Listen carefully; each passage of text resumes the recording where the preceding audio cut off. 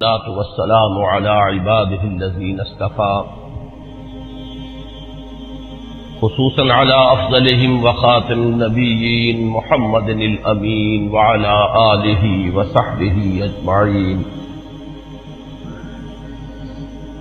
أما بعد فقد قال الله تبارك وتعالى: أعوذ بالله من الشيطان الرجيم، بسم الله الرحمن الرحيم. يا أيها الذين آمنوا استعينوا بالصبر والصلاة إن الله مع الصابرين.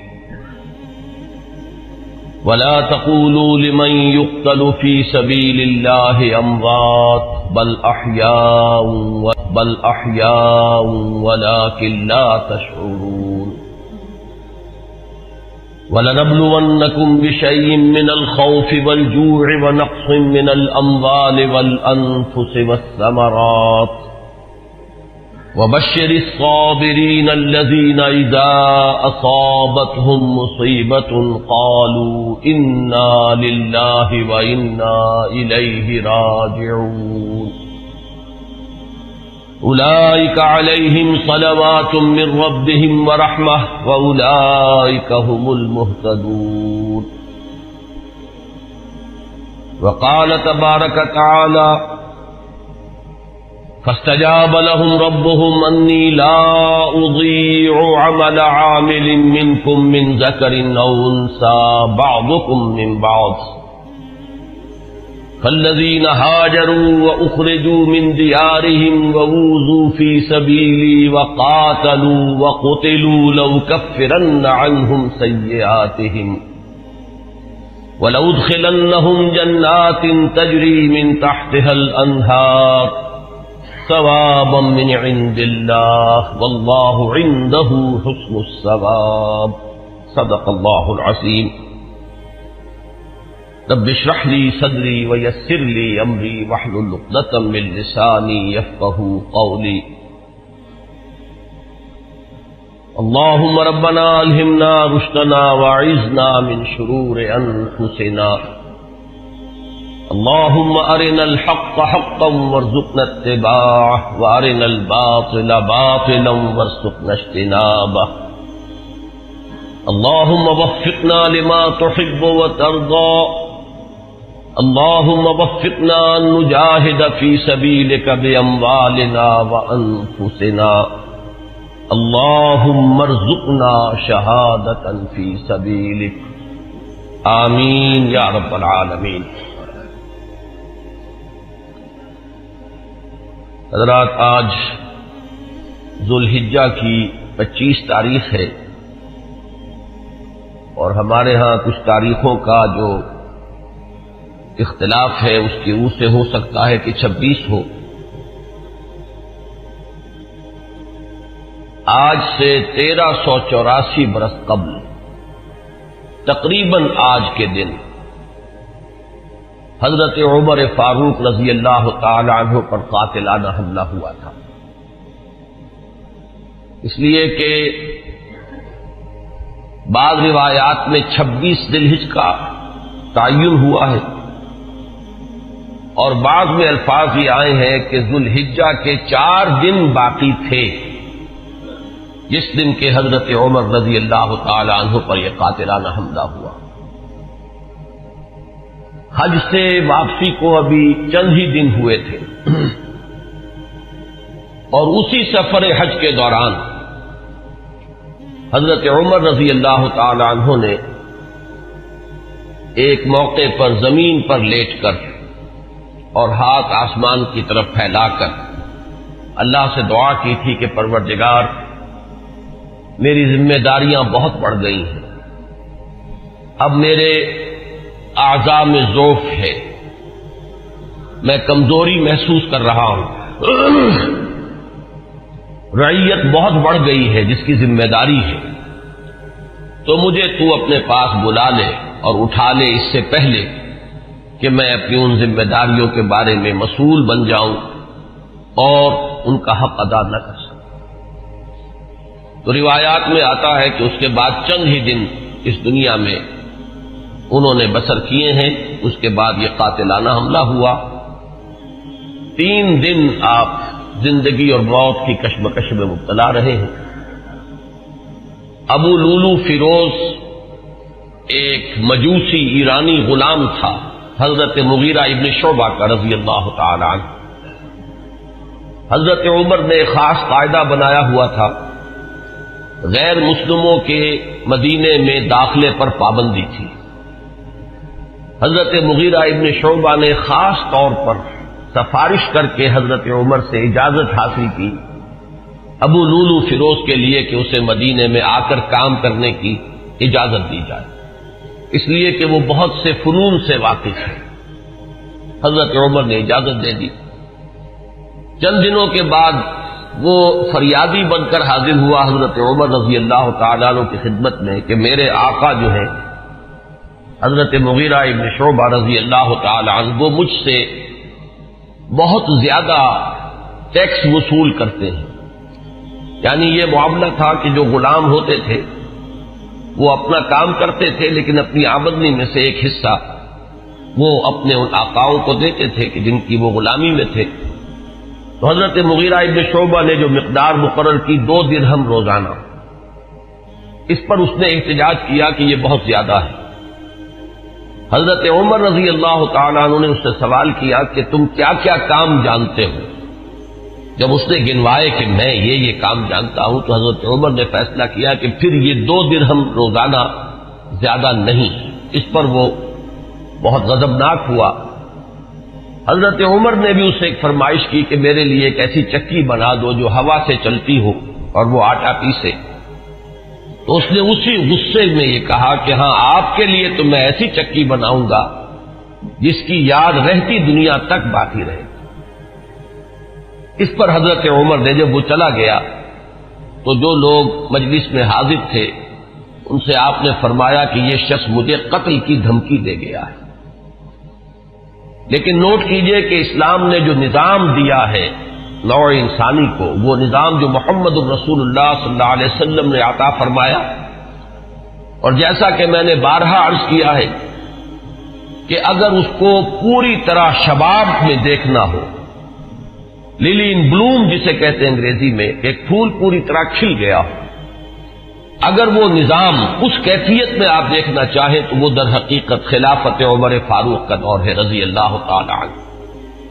وہ تمام خصائص، وہ تمام برکات جو اس نظام میں ہیں، نظام عدل اجتماعی، وہ اپنے نقطۂ عروج پر نظر آتے ہیں حضرت عمر فاروق رضی اللہ تعالی عنہ کے عہد خلافت میں. اسی نظام کا ایک پہلو یہ بھی ہے کہ انسان طبعاً آزاد ہے، اس کی آزادی پر کوئی قدغن، کوئی بندش بغیر کسی ثبوت کے نہیں لگائی جا سکتی. خود حضور صلی اللہ علیہ وسلم کے زمانے کا ایک واقعہ ہے کہ کسی شخص کو، مدینے کے کسی شخص کو کسی شبہ میں گرفتار کیا گیا. حضور خطبہ دے رہے تھے کہ ایک شخص نے کھڑے ہو کر کہا کہ میرے پڑوسی کو کس جرم کی پاداش میں گرفتار کیا گیا. حضور نے اعراض فرمایا، اس کی بات کا نوٹس نہیں لیا. دوسری طرف آپ نے رخ کر لیا، وہ ادھر پھر آ گیا، اس نے پھر سوال کیا تو حضور نے فوراً حکم دیا کہ اس کو رہا کر دیا جائے. یعنی یہ کہ اگر کوئی ثبوت موجود نہیں ہے تو معلوم ہوا حضور صلی اللہ علیہ وسلم کے اس طرز عمل سے کہ پھر واقعتاً اس کو گرفتار رکھنا، اسیری میں رکھنا، محبوس رکھنا پھر یہ صحیح نہیں ہے، بلکہ اس کو رہا کر دیا جانا چاہیے. یہی معاملہ ہمیں نظر آتا ہے اپنی اس آخری تکمیلی شان میں کہ حضرت عمر یقین کے ساتھ یہ بات کہہ رہے ہیں کہ یہ شخص مجھے قتل کی دھمکی دے گیا ہے. اور عمر فاروق رضی اللہ تعالی عنہ کوئی عام انسان نہیں ہے. 10 برس سے زائد عرصہ ہو چکا ہے کہ اسلام کی چکی جو چل رہی ہے تو اس کے مرکز جو ہے، اس کے جیسے کہ میں نے مثال دی تھی کہ حضرت علی رضی اللہ تعالی عنہ نے جب ایک موقع پر فارس کے محاذ پر، ایران کے محاذ پر صورتحال کچھ مخدوش ہو گئی تھی تو حضرت عمر نے یہ ارادہ کیا تھا کہ وہ خود محاذ پر جائیں اور مسلمان افواج کی کمان خود کریں. تو حضرت علی نے مخالفت کی تھی اور انہوں نے مشورہ دیا تھا اور یہ الفاظ فرمائے تھے کہ آپ کا اپنی جگہ سے ہی جانا یہ تو پورے اس نظام کے درہم برہم کرنے کا سبب بن سکتا ہے. اور یہی تشبیہ دی تھی کہ چکی اسی وقت تک چلتی ہے جبکہ اس کی وہ کلی اپنی جگہ پر قائم رہے. تو آپ کی مثال تو اس پورے نظام کے لیے کلی کسی ہے. تو 10 برس تک وہ چکی جو ہے گھوم رہی تھی اسی شخصیت کے گرد، اور کتنے فتوحات کا دائرہ کہاں سے کہاں تک پہنچا تھا. اتنی بڑی کوئی سلطنت اس سے پہلے تاریخ انسانی میں کبھی وجود ہی میں نہیں آئی تھی. لیکن یہ کہ اس کے باوجود کہ اتنی عظیم سلطنت کے ذمہ دار ترین فرد ہیں حضرت عمر، میں حاکم کا لفظ استعمال نہیں کرنا چاہتا اس لیے کہ یہ لفظ بھی ہمارے اس نظام میں عدل اجتماعی کے ساتھ مناسبت نہیں رکھتا. نہ وہ حاکم تھے نہ حکمران تھے، وہ تو سید القوم خادمہم کی کامل مثال جو ہو سکتی ہے وہ حضرت عمر فاروق ہے رضی اللہ تعالی عنہ. لیکن یہ کہ اس نظام کی ذمہ دار ترین شخصیت ہے حضرت عمر، لیکن انہوں نے اپنے حفاظت کا کوئی اہتمام نہیں کیا، کوئی باڈی گارڈ کا انتظام نہیں کیا. دوسری طرف یہ کہ اس شخص کو قید نہیں کیا، اسے مدینے سے شہر بدر نہیں کیا، بلکہ یہ کہ چونکہ یقین ہے اس بات پر کہ زندگی اور موت اللہ کے ہاتھ میں ہے، لہذا وہ ہمیں نظر آتا ہے کہ ایک طرف توکل اس کی یہ شان ہے، دوسری طرف فراست کا یہ عالم ہے کہ اس کے اس جملے کی بات آپ نے پالی ہے کہ یہ مجھے قتل کی دھمکی دے گیا ہے.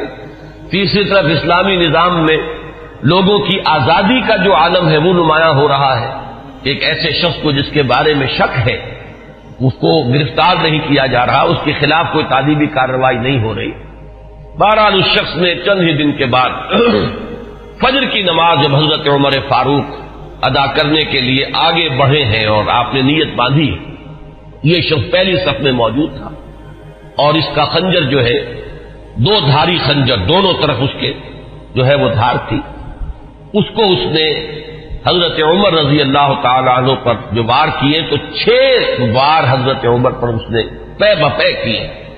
حضرت عمر گر گئے رضی اللہ تعالی عنہ. حضرت عبد الرحمن ابن عوف نے مختصر ترین صورتوں کے ساتھ پھر وہ نماز فجر ادا کروائی. نماز کا یہ عالم ہے کہ یہ نہیں ہوا کہ وہ درہم برہم ہو گیا ہو نظام، لیکن یہ کہ چونکہ جیسے کہ میں ابھی یہ لفظ استعمال کر رہا تھا کہ اس وقت جو وہ نظام مملکت تھا یا نظام حکومت تھا اس میں مرکزی حیثیت حضرت عمر فاروق کی تھی رضی اللہ تعالی عنہ، اسی طرح اسلام کے نظام میں یہ اقامت صلاۃ ہے کہ اس کی وہی اہمیت ہے کہ اگرچہ حضرت عمر فاروق زخمی ہو گئے گر گئے لیکن جماعت کا نظام وہ درہم برہم نہیں ہوا ہے. نماز ادا کی گئی ہے 2 رکعتیں جو ہیں مختصر ترین قرات کے ساتھ. پھر لوگوں نے اس کو پکڑنے کی کوشش کی ہے تو اس نے مزید وار کر کے 13 افراد کو اور زخمی کیا. ایک شخص جب اس طریقے سے بکھرا ہوا ہو اور دوسرے لوگ تیار نہ ہو تو صورتحال سمجھ میں آتی ہے. ان میں سے 6 حضرات جو ہیں وہ شہید ہو گئے. معاملہ صرف حضرت عمر کا نہیں، پکڑنے کی جب کوششیں ہر طرح سے ناکام ہو گئی تو کسی عراقی شخص کے بارے میں آتا ہے کہ اس نے کوئی کپڑا کمبل وغیرہ اس کے اوپر ڈالا ہے تب وہ قابو میں آیا ہے، لیکن پھر اس نے فوراً خودکشی کر دی. حضرت عمر رضی اللہ تعالیٰ عنہ نے سوال کیا، جیسے ہی آپ اس قابل ہوئے کہ سوال کر سکیں کہ میرا قاتل کون ہے. جب بتایا گیا کہ وہی ابو لولو فیروز ہے تو آپ نے اللہ کا شکر ادا کیا کہ اللہ کا شکر ہے کہ میرا قاتل کوئی مسلمان نہیں ہے. یعنی جو بات کے 12-13 برس بعد ہونے والی تھی، حضرت عثمان رضی اللہ تعالیٰ عنہ کے قاتلین وہ جو بھی آپ انہیں کہیں نام نہاد مسلمان تھے، کلمہ گو تھے، وہ محمد الرسول اللہ صلی اللہ علیہ وسلم کا کلمہ پڑھنے والے تھے، کلمہ شہادت کو انہوں نے اپنے لیے ڈھال بنایا.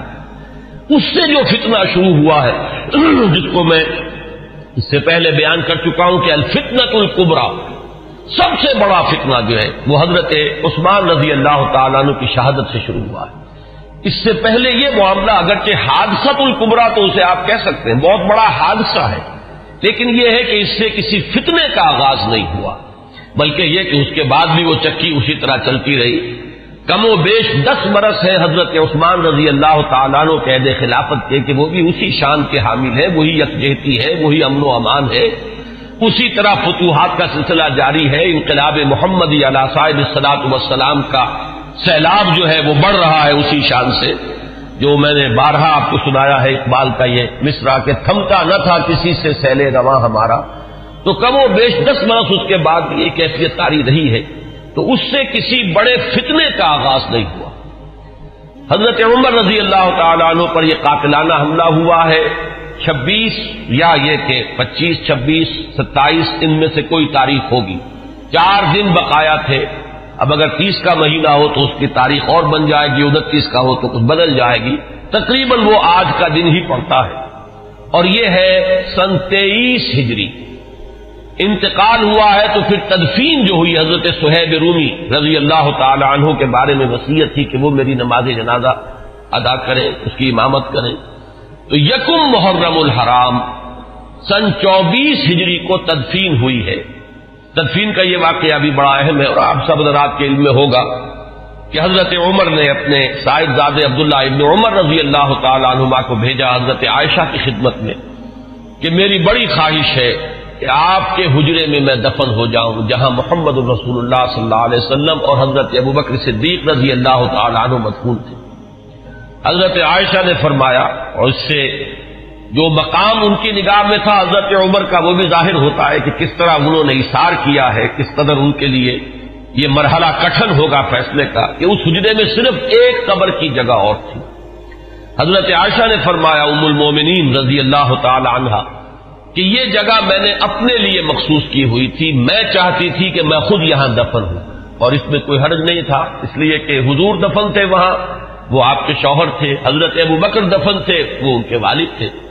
لیکن میں عمر کو اپنی ذات پر ترجیح دیتی ہوں، لہذا میں اجازت دیتی ہوں کہ حضرت عمر کو وہاں دفن کر دیا جائے۔ جب حضرت عمر کے پاس واپس آئے حضرت عبداللہ ابن عمر، اور آپ نے پوچھا ہے کہ کیا جواب لائے، اور جواب دیا گیا کہ اجازت ہو گئی ہے، تو فرمایا کہ یہ آخری آرزو تھی زندگی کی، اللہ کا شکر ہے کہ وہ پوری ہو گئی۔ یہ جو حادثہ فاجعہ ہے، جہاں تک اس کے تاریخی پس منظر کا تعلق ہے وہ میں نے بارہا بیان کیا ہے، اور وہ در حقیقت سمجھ میں آتا ہے فلسفہ انقلاب کی روشنی میں۔ اگر فلسفہ انقلاب سامنے ہو تو یہ تمام واقعات جو ہے آئسولیٹڈ ایونٹس کی حیثیت سے پھر سامنے نہیں آتے، علیحدہ علیحدہ واقعات اور حوادث نہیں ہے، بلکہ یہ کہ ان کے مابین ایک ربط جو ہے وہ سامنے آ جاتا ہے۔ یہی فرق ہے تاریخ اور فلسفہ تاریخ میں۔ تاریخ اپنی جگہ ایک شعبہ علم ہے، اور فلسفہ تاریخ اپنی جگہ ایک مستقل فن ہے۔ تاریخ میں واقعات جو ہے وہ پیش نظر ہوتے ہیں، اور فلسفہ تاریخ جو ہے وہ ان واقعات کا پس منظر، ان کے اسباب و علل، ان کے عواقب و نتائج، پھر ان کے مابین ربط اور تعلق جو ہے وہ ان کو تلاش کرتا ہے۔ ظاہر بات ہے کہ اس دنیا میں جو حوادث رونما ہوتے ہیں، جو واقعات ہیں، کوئی نہ کوئی ان کے اسباب کا سلسلہ ہوتا ہے، کہ جیسے آپ کو معلوم ہے کہ فساد خون ہے تو پھوڑا کہیں ادھر نکل آیا، کہیں ادھر نکل آیا، کہیں ٹانگ پہ نکل آیا، کہیں بازو پر نکل آیا، تو وہ علیحدہ علیحدہ پھوڑے نظر آتے ہیں، لیکن یہ کہ ایک طبیب جانتا ہے کہ در حقیقت یہ ایک ہی مرض ہے جس کا کہ یہ ظہور ہو رہا ہے، سبب ایک ہے، یہ سلسلہ اندر جو ہے جڑا ہوا ہے۔ تو فلسفہ انقلاب کے حوالے سے جو باتیں میں بارہا عرض کر چکا ہوں، میرا اصل میں آج کا اصل موضوع وہ نہیں ہے۔ میں آج تو اذکار فاروقی رضی اللہ تعالی عنہ، حضرت عمر کی سیرت کے بعض پہلو اور ان کی عظمت کا کچھ بیان کرنا چاہتا ہوں، اور اس کے لیے بھی آج کی میری تقریر جو ہے بالکل مختلف ہوگی کہ میں باضابطہ یہ کتاب لے کر آیا ہوں تاریخ الخلفاء سیوطی کی رحمہ اللہ، اور اس سے میں کچھ احادیث، کچھ روایات پڑھ کر سنانا چاہتا ہوں، تاکہ صرف وہ ایک ہوائی قسم کی بات نہ ہو کہ جس کے بارے میں یہ گمان کیا جائے کہ یہ کسی خطیب کی خطابت ہے یا کوئی لفاظی ہے، بلکہ الفاظ سامنے آئے جو محمد الرسول اللہ صلی اللہ علیہ وسلم نے فرمائے، یا جو اور دوسرے صحابہ کرام نے حضرت عمر کی شان میں بیان کیے ہیں۔ تو میں باضابطہ آج وہ عبارتیں آپ کو پڑھ کر سناؤں گا، لیکن اس وقت میں چند منٹوں میں دوہرا دیتا ہوں کہ وہ فلسفہ انقلاب کے حوالے سے بات کیا ہے، کہ وہ اگر سامنے ہو تو یہ تمام واقعات جو ہے بالکل ایک سلسلے کی کڑیاں نظر آئیں گی۔ یہ میں نے بار عرض کیا ہے کہ انقلاب جو ہے اس کا خاصہ یہ ہے کہ پہلے وہ کسی ایک ملک میں آتا ہے، اور ایک بڑی جان گسل ایک جد و جہد ہے، اور بڑی طویل ایک جد و جہد ہے، جس کے بعد انقلاب آتا ہے۔ اس لیے کہ انقلاب کے معنی چہروں یا ہاتھوں کا بدلنا نہیں ہے، بلکہ نظام کا بدلنا ہے۔ نظام جب بدلتا ہے تو جو سابق نظام کے اندر جن لوگوں کے مفادات وابستہ ہوتے ہیں، جن کا ویسٹڈ انٹرسٹ ہوتا ہے، وہ کبھی یہ برداشت نہیں کرتے ایک طبقے کی حیثیت سے کہ ان کے مفادات پر کوئی زد بڑھے. وہ اسٹیٹس کو چاہتے ہیں کہ جیسا ہے ویسا رہے، اس میں کوئی تبدیلی بنیادی طور پر اس نظام میں نہ آئے. یہ تو ہو جائے کوئی حرج نہیں کہ ایک چچا نہیں تو بھتیجا آ جائے، بھتیجا نہیں تو چچا آ جائے، ایک بھائی نہیں دوسرا بھائی برسر اقتدار آ جائے، ایک جاگیردار نہیں دوسرا جاگیردار آ جائے. بہرحال وہ اپنا ہی بھائی بند ہے، وہ جاگیرداروں کے مفادات ہی کو پیش نظر رکھے گا. ایک سرمایہ دار نہیں دوسرا سرمایہ دار آ جائے تو یہ تو ہو جائے کوئی حرج نہیں کہ گاؤں رفت اور خر آمد یا خر رفت و گاؤں آمد، اس میں کوئی حرج نہیں. لیکن کوئی بنیادی تبدیلی نہ ہو. انقلاب بنیادی طور پر نظام کو بدلتا ہے، لہذا بڑی زبردست جد و جہد اور کشمکش کے بعد یہ انقلاب دنیا میں آتا ہے. اس کے 6 مراحل میں نے 12 بیان کیے. آخری چیز جو ہوتی ہے وہ یہ ہے کہ جب مخالف انقلاب قوتیں یہ دیکھتی ہیں کہ اب ہمارا بس نہیں چل رہا، یہ انقلاب تو اب جیسے آپ آج کل ایک الفاظ عوامی نعرے کے طور پر سنتے ہیں کہ آوے ہی آوے، کہ اب تو نظر آ رہا ہے کہ انقلاب تو آئے گا، اس کا کوئی راستہ روکنے والا نہیں ہے. تو آخری حربہ ان کا یہ ہوتا ہے کہ اس وقت وہ کونوں کھدروں میں دبک جاتے ہیں اور منتظر رہتے ہیں کہ پھر کبھی کوئی موقع آئے، کوئی بہت ہی مناسب موقع، کوئی اپارچن مومنٹ کہ اس پر پھر ہم ضرب کاری دوبارہ لگائیں. اس وقت دبک جاؤ، اس وقت جو ہے اپنے سر نیچے کر لو. اس کو کہتے ہیں کاؤنٹر ریولوشنری موومنٹ. تو حضور صلی اللہ علیہ وسلم کی 20 سالہ جد و جہد کے نتیجے میں جب عرب میں انقلاب کی تکمیل ہو گئی تو مخالف انقلاب قوتوں نے بھی اس وقت جو ہے گردن جھکا دی. وہ منتظر تھے کہ پھر کوئی موقع آئے تو ہم کھڑے ہو جائیں اور پھر اس انقلاب کو ناکام کریں. یہ در حقیقت ہوا ہے پھر سیرت خلافت ابوبکر صدیق رضی اللہ تعالیٰ عنہ کے زمانے میں. حضور کا انتقال ہوا، مسلمانوں کے دل زخمی تھے، مسلمانوں کا مورال ظاہر بات ہے اس کا آپ تصور کیجئے کتنا جو ہے اس وقت مجروح ہو چکا تھا. اس وقت پھر یہ قوتیں ابھری ہیں. ایک طرف تو نئے مدعیان نبوت کھڑے ہو گئے اسلام کی بیختنی کے لیے، دوسری طرف زکوٰۃ کے مانعین منکرین زکوٰۃ کا مطلب یہ نہیں ہے کہ انہوں نے زکوٰۃ کا انکار کیا تھا، صرف یہ کہتے تھے کہ ہم حکومت کو ادا نہیں کریں گے، اپنے طور پر کریں گے. یہ دو قوتیں جو ابھری ہیں دونوں کی دونوں اندرون ملک عرب سے ابھری ہیں. کوئی باہر کی قوت اس میں نہیں تھی بلکہ اندرون ملک عرب، کیونکہ ابھی تک انقلاب کی تکمیل بھی تو عرب ہی کی حد تک ہوئی تھی. تو جو مخالف انقلاب قوتیں وہ بھی وہیں سے ابھری. حضرت ابوبکر صدیق رضی اللہ تعالیٰ عنہ کے مناقب کا یہ بہت اہم باب ہے کہ ایک آئرن ول کے ساتھ، ایک آہنی عظیمت کے ساتھ، بلکہ یوں کہیے کہ کوہ ہمالیہ جیسی عظیمت کے ساتھ انہوں نے مقابلہ کیا اور ان تمام مخالف انقلاب تحریکوں کو اور قوتوں کو کچل کر اور پھر انہوں نے ذمہ داری جو ہے سنبھالی حضرت عمر فاروق کو، اور بہت جلد وہ تو اللہ تعالیٰ کے حضور میں اور محمد الرسول اللہ صلی اللہ علیہ وسلم کی رفاقت کے لیے وہ آخرت میں روانہ ہو گئے. اب جو دور آیا ہے جس کا آغاز حضرت ابو بکر کے زمانے میں ہوا تھا، ویسے تو یہ کہ غزوہ تبوک اور غزوہ موتا حضور کی حیات طیبہ میں ہوئے ہیں، لیکن ابھی تک کوئی فتوحات کا دائرہ جو ہے حضور کے زمانے میں نہیں تھا. حضرت ابوبکر کے زمانے میں فتوحات کا معاملہ شروع ہوا. شام میں پیش قدمی ہوئی، کچھ عراق کے اندر بھی پیش قدمی ہوئی.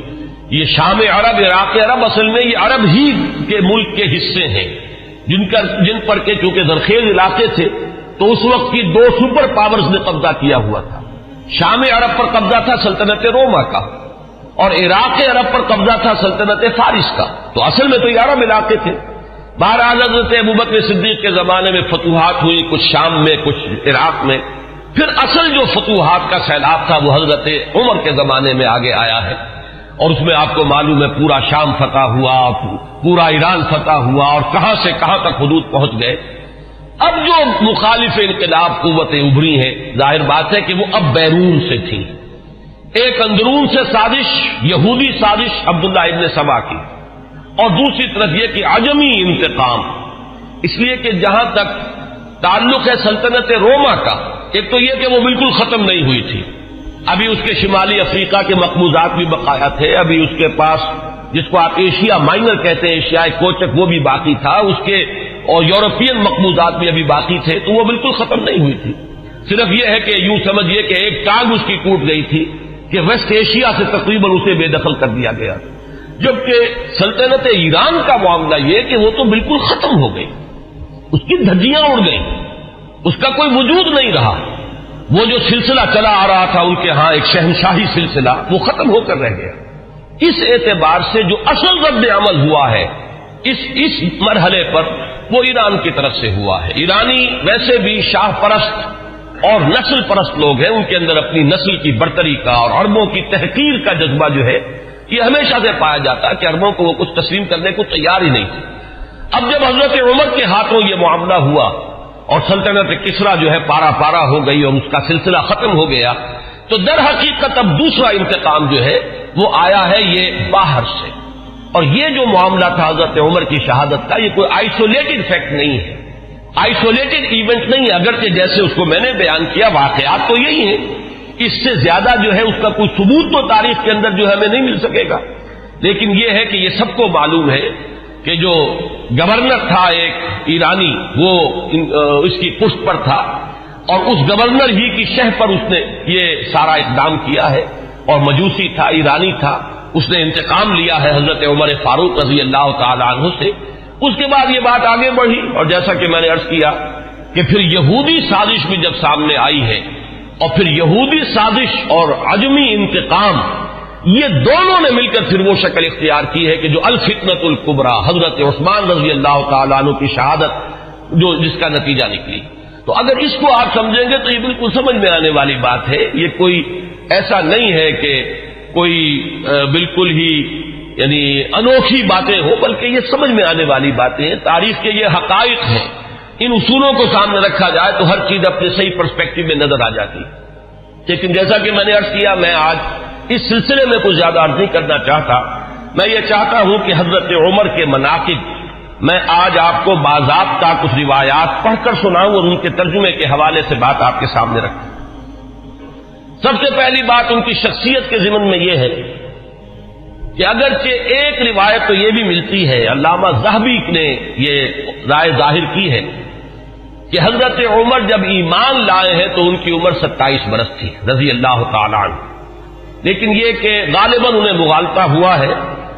امام نووی رحمہ اللہ نے جو کچھ لکھا ہے وہ میں پڑھ کر سنا رہا ہوں۔ ولد عمر بعد الفیل ب13 سنہ، حضرت عمر رضی اللہ تعالیٰ عنہ کی ولادت ہوئی ہے عام فیل کے 13 سال بعد۔ یہ آپ کو معلوم ہوگا کہ عام الفیل جو ہے، جس سال کے ابرہہ نے حملہ کیا تھا خانہ کعبہ پر، وہ آیا تھا لے کر مکے پر چڑھائی کے لیے، اپنے ہاتھیوں کے ساتھ اپنا ایک لشکر جرار لے کر آیا تھا، اسی سال حضور کی ولادت باسعادت ہوئی۔ 13 برس بعد حضرت عمر کی ولادت ہے، گویا کہ جب آفتاب نبوت طلوع ہوا ہے، یعنی جب کہ وحی کا آغاز ہوا ہے، تو حضرت عمر رضی اللہ تعالیٰ عنہ کی عمر 27 برس تھی۔ اور چھٹے سال، اس پہ بالکل اتفاق ہے کہ چھٹے سال نبوت میں، یعنی جب کہ حضور صلی اللہ علیہ وسلم کو آغاز وحی کو آپ پر 6 برس ہو چکے تھے، اس سال یہ ایمان لائے، اس میں کسی اختلاف کی گنجائش نہیں ہے، بلکہ یہ کہ حضرت حمزہ رضی اللہ تعالیٰ عنہ کا بھی چونکہ سال ایمان لانے کا سال وہی ہے، لہذا اس میں ذرا سا مجھے آج تحقیق کرنی پڑی تو معلوم ہوا کہ حضرت حمزہ پہلے ایمان لائے ہیں، حضرت عمر بعد میں۔ فرق جو ہے وہ صرف 3 دن کا ہے، حضرت حمزہ 3 دن قبل ایمان لائے ہیں اور حضرت عمر رضی اللہ تعالی عنہ یہ 3 دن کے بعد ایمان لائے۔ تو جس وقت وہ ایمان لائے ہیں اس کا مطلب یہ ہے کہ 33 برس عمر تھی حضرت عمر رضی اللہ تعالی عنہ کی، اور جب آپ کا انتقال ہوا ہے، شہادت ہوئی ہے، تو 63 برس عمر تھی، اور یہ وہی عمر ہے جس میں کہ حضور صلی اللہ علیہ وسلم کا انتقال ہوا اور حضرت ابوبکر کا انتقال ہوا۔ یعنی جو قرب اور اعتبارات سے ہے، صاحبین کو،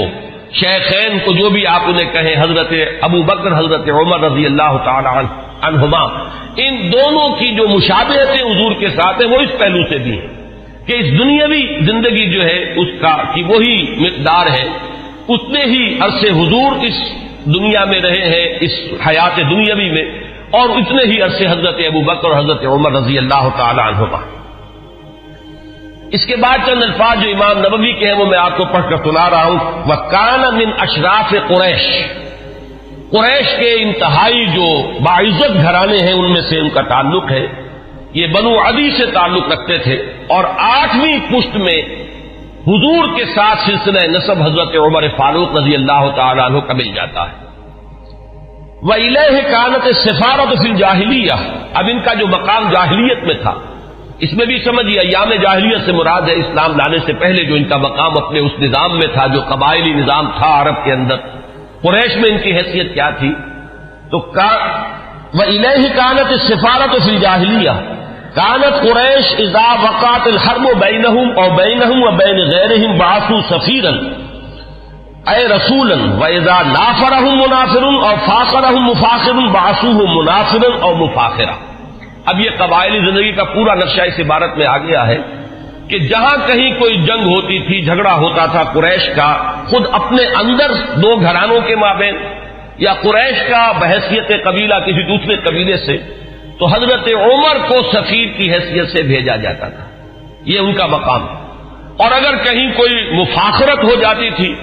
کہیں کسی بڑے شاعر اور خطیب نے کھڑے ہو کر وہ اپنے قبیلے کے جو ہے مفاخر بیان کیے، تو وہاں پر پھر مقابلے کے لیے بھی، اس تفاخر کے لیے بھی حضرت عمر کو بھیجا جاتا تھا۔ تو یہ ان کا مقام اپنی اس زندگی میں تھا۔ یہیں پر نوٹ کر لیجئے کہ حضرت ابوبکر صدیق رضی اللہ تعالیٰ عنہ کے بارے میں بھی میں نے آپ کو بتایا کہ اسلام لانے سے قبل قریش میں ان کا یہ مقام تھا کہ دیت کے فیصلے وہ کرتے تھے۔ قبائلی زندگی میں سب سے زیادہ نازک معاملہ ہوتا ہے مقدمات قتل کا فیصلہ، اور ظاہر بات ہے کہ اگر کہیں اپنے گھرانوں کے اندر ہی قتل کا معاملہ ہو گیا ہے تو جان کے بدلے جان کے بجائے اس میں کوشش کی جاتی تھی کہ جو بھی خون بہا ہے وہ دے کر تو جو قاتل ہے کیونکہ اپنے ہی قبیلے کا فرد ہے اس کی جان بچائی جائے۔ اب اس میں تعین کرنا کہ کتنا خون بہا ہو، یہ کام جو ہے حضرت ابوبکر رضی اللہ تعالیٰ عنہ کے سپرد تھا۔ تو اس سے بھی اندازہ ہوتا ہے کہ ان کا مقام اپنے اس نظام میں جو پہلے سے قائم تھا وہ کیا تھا۔ بالکل اسی طرح کا معاملہ جو ہے وہ حضرت عمر رضی اللہ تعالیٰ عنہ کا۔ حضرت عمر کے اسلام کے بارے میں بہت سی روایات آپ نے سنی ہوں گی، اور میں بھی پہلے کئی مرتبہ بیان کر چکا ہوں۔ میں نے جو اس دور میں مزید مطالعہ کیا تو معلوم ہوا کہ بعض روایات اور بھی ہیں کہ جس سے یہ اندازہ ہوتا ہے کہ جو ان کی ہمشیرہ اور بہنوئی حضرت فاطمہ بنت خطاب اور حضرت سعید ابن زید رضی اللہ تعالی عنہما، ان کے ساتھ جو واقعہ ہوا، اندازہ ایسا ہوتا ہے کہ وہ در حقیقت وہ آخری ضرب تھی جو حضرت عمر کے دل پر لگی ہے۔ اس سے پہلے بھی بعض مواقع پر کچھ ایسے ان کے ساتھ واقعات پیش آ چکے تھے کہ جس سے ان کے دل کے اندر ایک کشمکش جو ہے وہ شروع ہو چکی تھی۔ مثلا بعض روایات میں آتا ہے کہ ایک مرتبہ حضور صلی اللہ علیہ وسلم جب آ رہے تھے خانہ کعبہ کی طرف تو حضرت عمر نے بھی پیچھا کیا، اور وہ مخالفانہ انداز میں پیچھا کیا، لیکن حضور پہلے پہنچ چکے تھے، آپ نے نماز کے لیے نیت باندھ لی تھی، تو اب حضرت عمر جو ہے خاموشی سے سنتے رہے قرآن مجید، اور اس کا ان کے دل پر ایک اثر ہوا۔ انہوں نے اپنے دل میں کہا کہ یہ شخص بہت بڑا شاعر ہے، واقعہ یہ کہ یہ کلام جو یہ پڑھ رہا ہے اس وقت یہ تو بہت ہی اعلیٰ کلام ہے، بہت اونچا کلام ہے۔ تو معلوم یہ ہوا کہ کہیں نہ کہیں وہ جو ہے بیج وہ پڑھ رہا تھا۔ اسی طرح ایک رات کے وقت ایسا ہوا ہے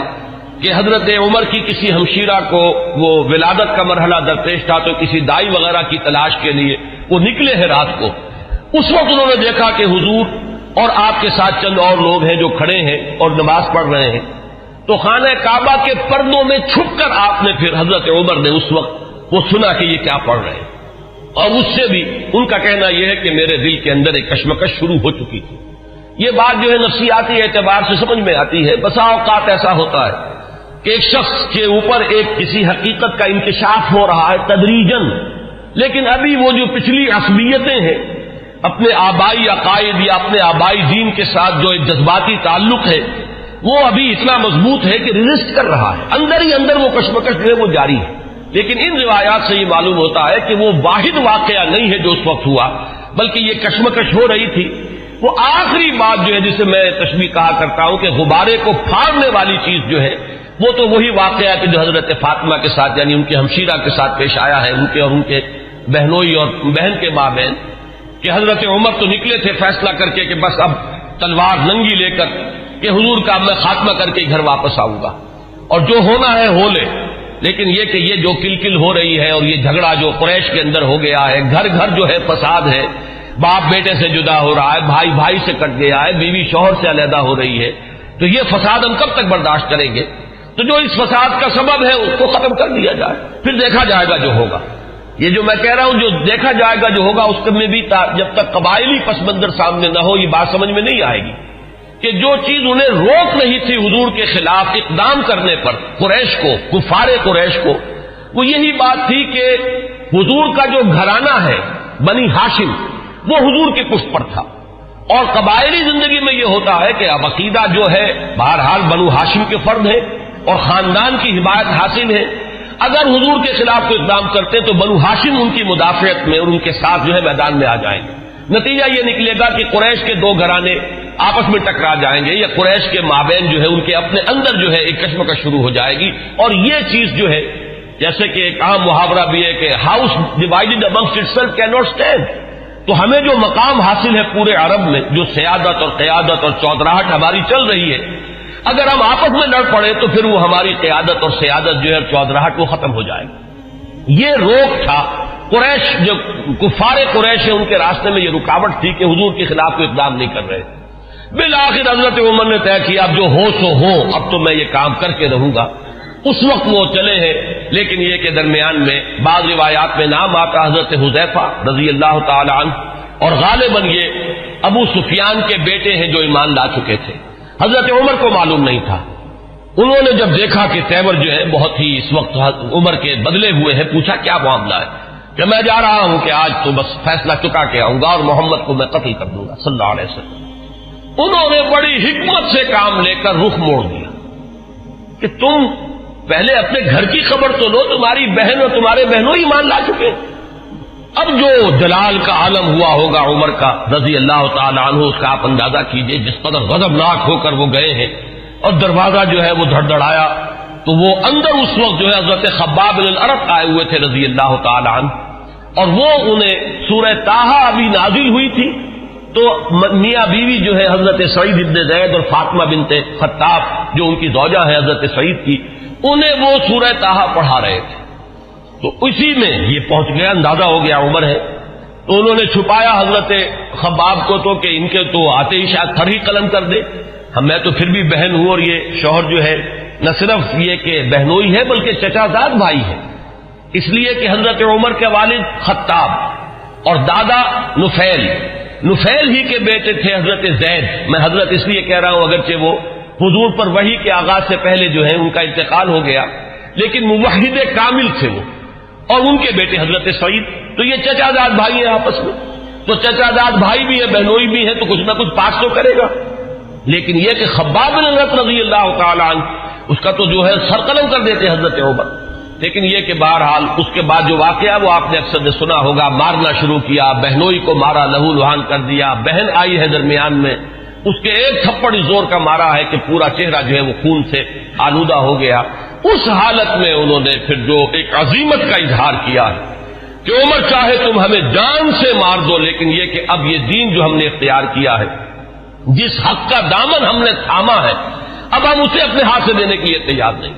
اس وقت اصل میں وہ آخری ضرب جس کو میں کہتا ہوں، وہ آخری ضرب اس وقت لگی ہے حضرت عمر کے دل پر، اور انہوں نے پھر یہ پوچھا کہ کیا پڑھ رہے تھے،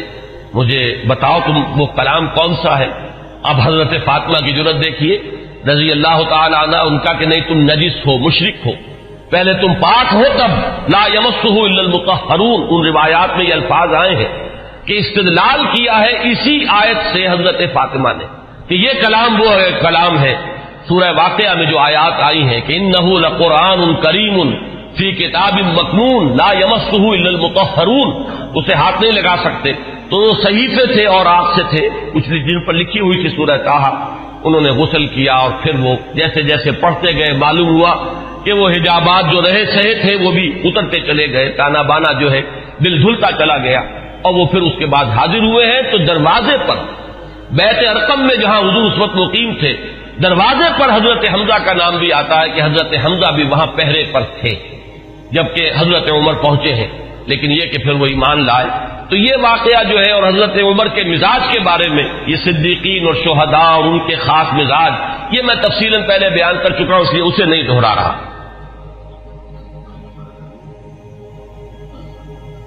حضرت عمر کا جو مقام ہے صحابہ کرام میں، اس کے بارے میں علامہ سیوطی، بلکہ یہ کہ یہ علامہ نووی جو شارح ہیں مسلم شریف کے ان کے الفاظ میں اب آپ کو سنا رہا ہوں. هو احد السابقین الاولین واحد العشرۃ المشہود لهم بالجنہ واحد الخلفاء الراشدین واحد اصحاب النبی علیہ الصلوۃ والسلام. اور آخری الفاظ اہم ترین ہیں واحد کبار علماء الصحابۃ والزہادہم. باقی چیزیں تو آپ کے علم میں ہیں، سابقون الاولون میں سے ہیں. اکثر کا اتفاق یہ ہے کہ حضرت عمر جس وقت ایمان لائے ہیں تو لگ بھگ 40 افراد اس وقت تک ایمان لا چکے تھے، لیکن بہرحال یہ سابقون الاولین میں ان کا شمار ہے. پھر یہ کہ 10 جن کے بارے میں کہ حضور نے صراحت کے ساتھ جنت کی بشارت دی ہے اس دنیا ہی میں، جنہیں ہم کہتے ہیں عشرہ مبشرہ، ان میں سے ایک ہے. پھر خلفائے راشدین میں ان کا شمار ہے بالاتفاق. اب اہل تشیع کا معاملہ میں اسے خارج کر رہا ہوں، لیکن یہ کہ اہل سنت کے نزدیک. پھر یہ کہ حضور صلی اللہ علیہ وسلم کے ساتھ جو رشتہ ہے، حضرت حفصہ رضی اللہ تعالی عنہا ام المومنین، یہ ان کی صاحبزادی ہیں. آخری الفاظ ان کی طرف میں نے توجہ دلائی، وہ کیا ہے کہ احد کبار علماء صحابت والزہادہ. دونوں اعتبارات سے کہ وہ صحابہ کرام میں جو مختلف اوصاف کے اعتبار سے تقسیم کی جاتی ہے، مثلا بعض فقہائے صحابہ، علماء صحابہ، وہ صحابہ کے جن کو علم سے، تفقہ سے، قرآن اور سنت کے گہرے فہم سے خصوصی مناسبت تھی، تو حضرت عمر رضی اللہ تعالی عنہ کا شمار بھی انہی میں سے ہے. اور زہادہم، سب سے زیادہ جو زاہد، زہد میں جن کا کہ یوں سمجھیے کہ آخری درجہ ہے، انتہائی سادگی سے زندگی بسر کرنا اور پیوند لگے ہوئے کپڑے پہننا. حضور صلی اللہ علیہ وسلم کا نقشہ جو ہے، جو مدنی زندگی میں ہمیں نظر آتا ہے، ابتدائی مکی دور جو ہے اس میں تو حضور صلی اللہ علیہ وسلم کے لیے خاصی آسائشیں تھی اللہ تعالیٰ نے جو پیدا کر دی تھی، اس لیے کہ حضرت خدیجہ رضی اللہ تعالیٰ عنہ سے شادی کے بعد سہولتیں تھیں، اس لیے کہ وہ بہت دولت مند مالدار خاتون تھی. لیکن مدنی دور میں جو اصل آپ کی یوں سمجھیے کہ دنیاوی، اگر اسے لفظ اقتدار سے ہم موسوم کریں تو دنیاوی اقتدار کا دور جو ہے آپ کا، وہ تو مدنی دور ہے. اگر دنیا کے اعتبار سے اصطلاح کا استعمال کیا جائے، اگرچہ حضور صلی اللہ علیہ وسلم کے لیے لفظ مجھے موضوع معلوم نہیں ہوتا،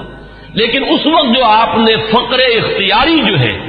جو اس کا ہمیں سیرت مطہرہ کے اندر جو ہے مظاہرہ ملتا ہے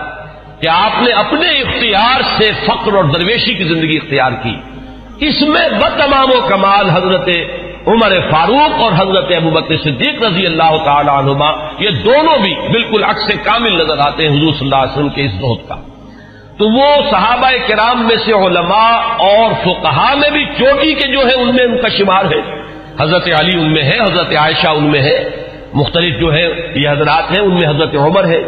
پھر زہاد میں بھی جو سب سے زیادہ فقراء صحابہ کا جو نقشہ تھا، حضرت عمر نے اپنے اختیار سے وہی نقشہ اپنی زندگی میں اختیار کیا. کل 539 احادیث ہیں جو حضرت عمر سے بڑھوی. لیکن جو خاص بات نوٹ کرنے کی ہے کہ ان سے جو اجلہ صحابہ ہیں، جلیل القدر صحابہ، حضرت عثمان نے ان سے روایت کی، حضرت علی نے ان سے روایت کی، حضرت طلحہ نے ان سے روایت کی، سعد بن ابی وقاص نے ان سے روایت کی، عبد الرحمن ابن عوف ان سے روایت کرنے والے ہیں، ابن مسعود، حضرت ابو ذر، عمرو ابن عبسہ اور ان کے بیٹے خود حضرت عمر کے صاحبزادے عبداللہ، ابن عباس، ابن زبیر، انس، ابو ہریرہ اور عمرو بن العاص، ابو موسیٰ اشعری، یہ صحابہ کرام ہیں جنہوں نے حضرت عمر سے روایت کی. بات سمجھ لیجئے کہ ظاہر بات ہے کہ حضور کی صحبت میں ہر وقت تمام صحابہ تو نہیں رہتے تھے. اب ایک وقت میں حضرت عمر ہے اور حضرت عمر نے حضور سے کوئی بات سنی ہے، باقی صحابہ اس وقت موجود نہیں ہے، تو صحابہ بھی ایک دوسرے سے روایت کرتے ہیں. یہ نہیں ہے کہ صحابی سے صرف تابعی روایت کرے گا، بلکہ صحابہ بھی کہ جو ایک دوسرے سے جو روایت کرتے ہیں کہ جو بات ان صحابی نے جو راوی ہیں حضور سے براہ راست سنی اور وہ صحابی کے جو اس محفل میں نہیں تھے، تو ظاہر بات ہے کہ وہ پھر روایت کریں گے ان صحابی سے کہ جو حضور کی محفل میں تھے، جنہوں نے وہ الفاظ حضور صلی اللہ علیہ وسلم کی زبان مبارک سے خود سنے.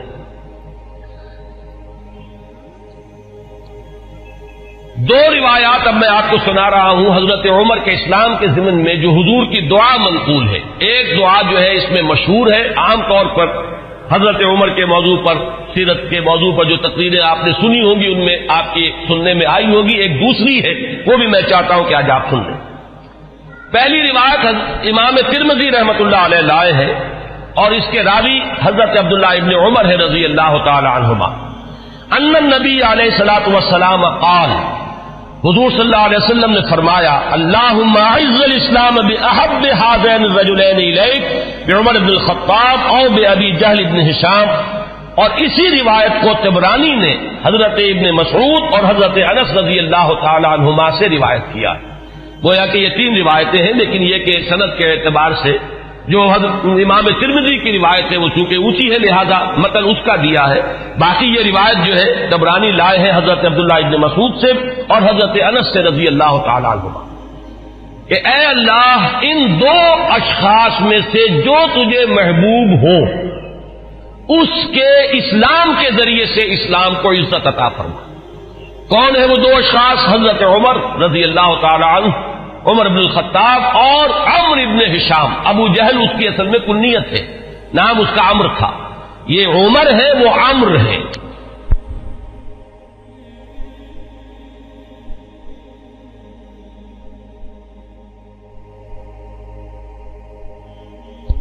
عمرو بن العاص واو آئے گا اس میں، لیکن وہ عمرو نہیں ہے بلکہ عمرو ہے. عمرو بن العاص یہ عمرو بن ہشام تھا.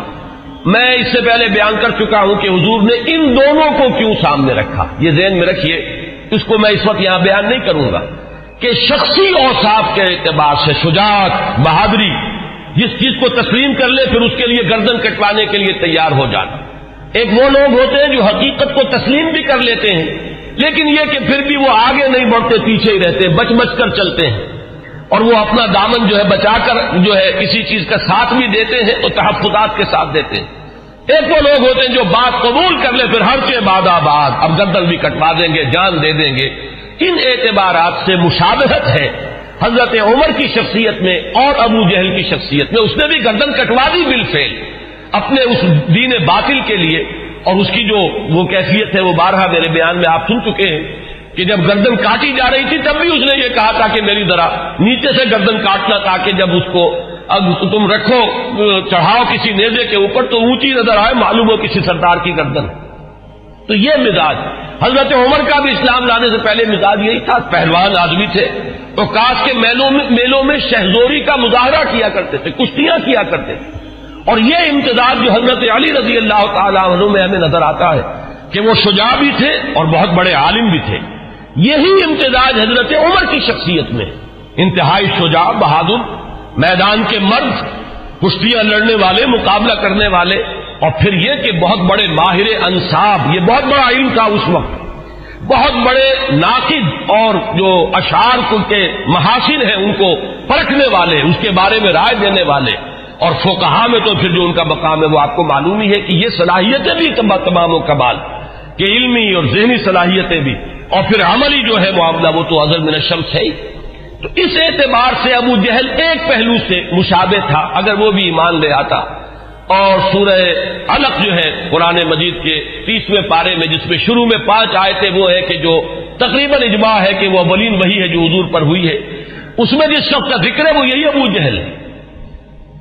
کہ اگر یہ شخص ایمان لے آتا تو کیا ہوتا. ارأیت ان کذب وتولی الم یعلم بان اللہ یری. یہ شخص جو ہے جو حضور صلی اللہ علیہ وسلم کی مخالفت میں قبر بستا ہے، اگر یہی شخص کہیں اسلام لے آتا تو واقعہ یہ کہ وہ عمر ثانی ہوتا، پھر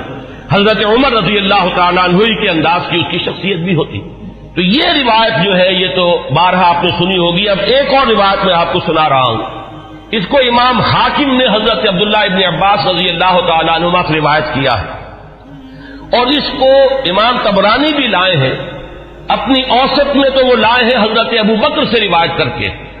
اور اپنی کبیر جو ہے معجم الکبیر اس میں یہ حدیث ثوبان کی حیثیت سے آئی ہے. اس کے الفاظ سنیے. عن ابن عباس رضی اللہ تعالی عنہما ان النبی صلی اللہ علیہ وسلم قال